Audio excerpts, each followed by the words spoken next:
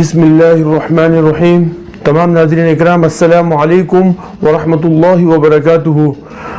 آپ دیکھ رہے ہیں الجبار مومن ٹی وی، میں ہوں آپ کا ہوسٹ عبدالستار۔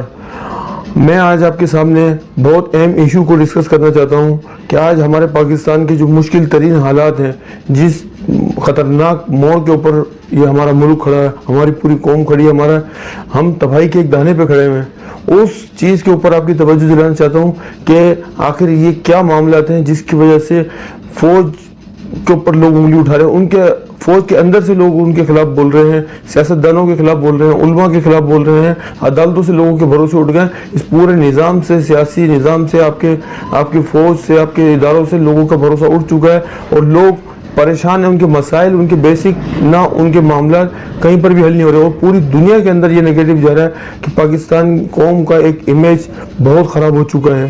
ہمارے سیاستدان، ہمارے حکمران، ہماری عوام کے اندر بھی وہ اس طریقے کے معاملات آ چکے ہیں جس کی وجہ سے لوگ پاکستان کو، پاکستانی قوم کو، پاکستان کے اداروں کو برا بھلا کہہ رہے ہیں۔ اندر سے بھی ملک کے اندر آوازیں اٹھ رہی ہیں اور باہر سے بھی۔ آخر یہ سب کیوں ہو رہا ہے، اس کی وجہ کیا ہے؟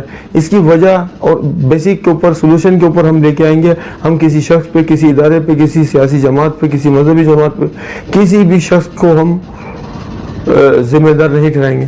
ہم سولوشن کے اوپر کہ آخر اس کی وجہ کیا ہے اور اس کا سولوشن کیا ہے، اور اگر یہ سولوشن نہیں کیا جائے تو کتنا بڑا نقصان، کتنی بڑی خانہ جنگی، کتنی بڑی تباہی ہو سکتی ہے۔ آپ کتنے بھی جو نا ادھر ادھر گلاٹیاں مار لیں، لیکن آپ کو اصل اسی جگہ پہ آنا پڑے گا جو میں آج آپ کو بات بتاؤں گا۔ تو اس بات کے اوپر فوکس کریں اور غور کریں کہ آخر اس کی بیسک نیڈ کیا ہے، اس ملک کی، اس قوم کی، اور اس ملک، اس قوم کے اوپر اللہ کا کرم کیسے ہوگا، اور یہ ملک دنیا کی نمبر ون ملک، اس ملک، یہ قوم دنیا کی نمبر ون قوم کیسے بن سکتی ہے، ایک عظیم قوم کیسے بن سکتی ہے۔ آج میں آپ کی توجہ اس چیز کے اوپر دلاؤں گا انشاءاللہ تعالی۔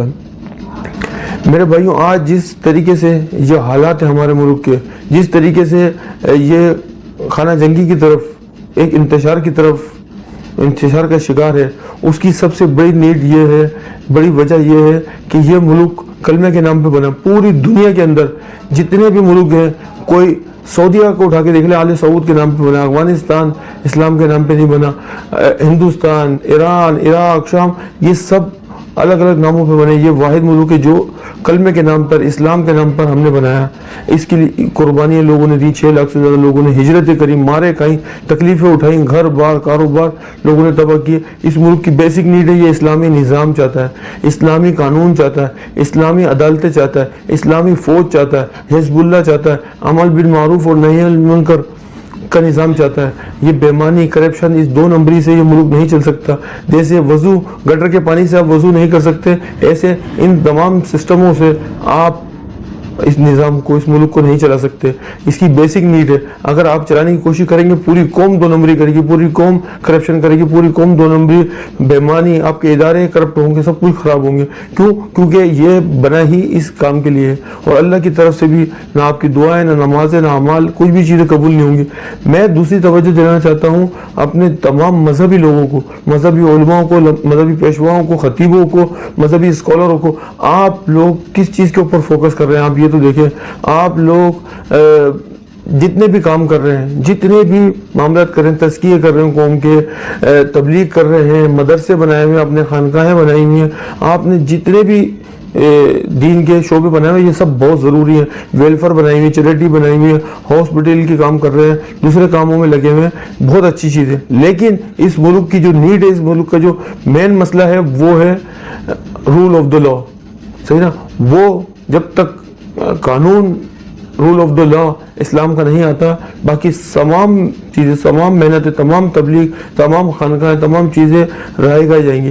یہ ملک اسلامی نظام چاہتا ہے، اور اگر اسلامی نظام اب نہیں آیا، کیونکہ اتنا گناہوں کے بیڑے بھر چکے ہیں، اتنے میجر بڑے گناہ عظیم اس ملک کے اندر ہو رہے ہیں کہ اب مجھے تو ڈر ہے کہ کسی وقت بھی اللہ کا قہر اس قوم پہ نہ نازل ہو جائے، اللہ نہ کرے، استغفر اللہ، کہ ہماری قوم اللہ پاک تباہ و برباد کرے۔ لیکن یہ حالات ایسے پیدا ہو گئے، اگر ہم اس وقت اسلامی نظام کی طرف نہیں بڑھے، تمام علماء نے اپنے ممبروں سے اسلامی نظام کے لیے کوششیں نہیں کی، فرقہ واریت، لسانیت، قوم پرستیاں اور باقی مارا ماری، ان سب چیزوں سے ہٹ کر مین بیسک کے اوپر کام نہیں کیا. یہ سب ہم کرا لیں گے, پردے بھی کرا لیں گے, شراب کو بھی بند کروا لیں گے, سود بھی بند کروا لیں گے, لیکن مین رول آف دا لا پکڑیں آپ کہ لا الہ الا اللہ, قانون اللہ کا, محمد الرسول اللہ صلی اللہ علیہ وسلم, اور اصول اللہ کے نبی صلی اللہ علیہ وسلم کے سائن ہوں گے. بس اس چیز کے اوپر تمام اداروں کو, تمام اسکالروں کو, تمام علماء کو, تمام خطیبوں کو,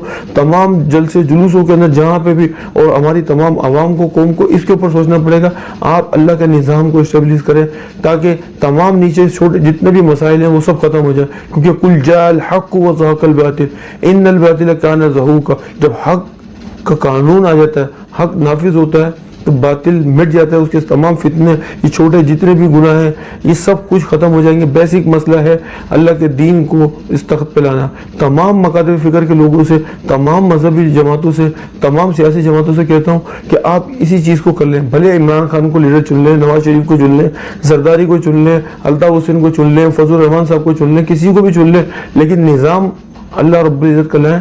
باقی پھر کسی کوئی بھی کرے, ہمیں کوئی فرق نہیں پڑتا. نظام سب سے بڑا مسئلہ ہے, کیونکہ یہ نظام, میں آپ کو بتا رہا ہوں, اس نظام میں اتنی کرپشن ہے, اتنی بےمانی, اتنی دو نمبری ہے, اس کے ساتھ آپ ملک کو نہیں چلا سکتے. آپ عمران خان تو کیا, عمر بن عبدالعزیز جیسی شریف النفس, عظیم ہستی, بہترین مومن, ان کو بھی علاقے بٹھا دیں گے تو وہ بھی اس نظام کو نہیں چلا سکتے.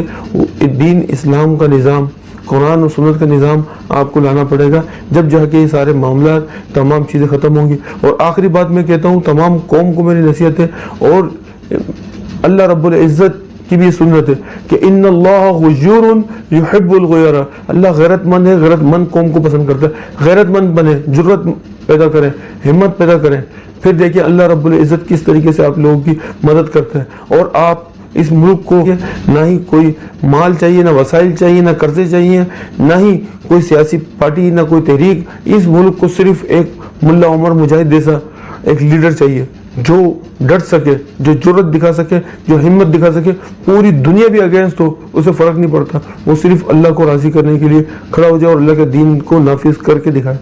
اس طرح کے بہترین انسان کی ضرورت ہے, اور آپ تمام لوگوں کو کوشش کرنے کی ضرورت ہے, کیونکہ ان تمام چیزوں کے سوال ہونے اللہ سے. اللہ پاک ہر بندے سے سوال کرے گا کس نظام میں, کس سسٹم کے تحت آپ لوگ بیٹھے ہوئے تھے.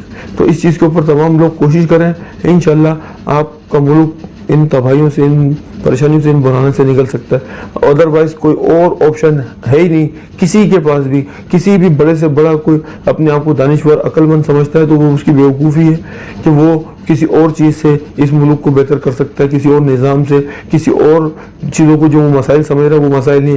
مین مسائل بیسک یہ ہے کہ یہ اسلامی نظام کی طرف جا رہا ہے, اور اللہ پسند ہی نہیں کرتا اپنے ماننے والے کو, اپنا کلمہ پڑھنے والے کو, اپنا قرآن پڑھنے والے کو, اپنے نبی کا امتی کہنے والے کو, کہ وہ در در کے اوپر جا کے اپنے ماتھے ٹیکے, لوگوں کے سامنے جھکے, لوگوں کے سامنے سجدے کرے, کسی شخصیت پرستی کرے, کسی امریکہ اور دنیا کی بڑی طاقتوں سے جو ہے وہ ڈرے, گھبرائے, یا ان سے جو ہے نا وہ ڈیپینڈنٹ ہو. وہ مسلمان صرف اللہ کے سامنے جھکتا ہے, اللہ کے سامنے اللہ سے مانگتا ہے, اللہ سے فریاد کرتا ہے. باقی کسی اور چیز کے سامنے, کسی بڑی سے بڑی طاقت کے سامنے وہ اپنے آپ کو نہیں جھکاتا. تو غیرت مند بنے, جرت پیدا کریں اپنے اندر, ہمت پیدا کریں, کریج پیدا کریں, اور قولوا قولا سدیدا, حق اور سچ بولنے کی. جو اللہ سے ڈرتا ہے وہ تو سیدھی بات کرتا ہے, تو یہ پیدا کریں. وما علینا الا البلاغ المبین. السلام علیکم ورحمۃ اللہ وبرکاتہ.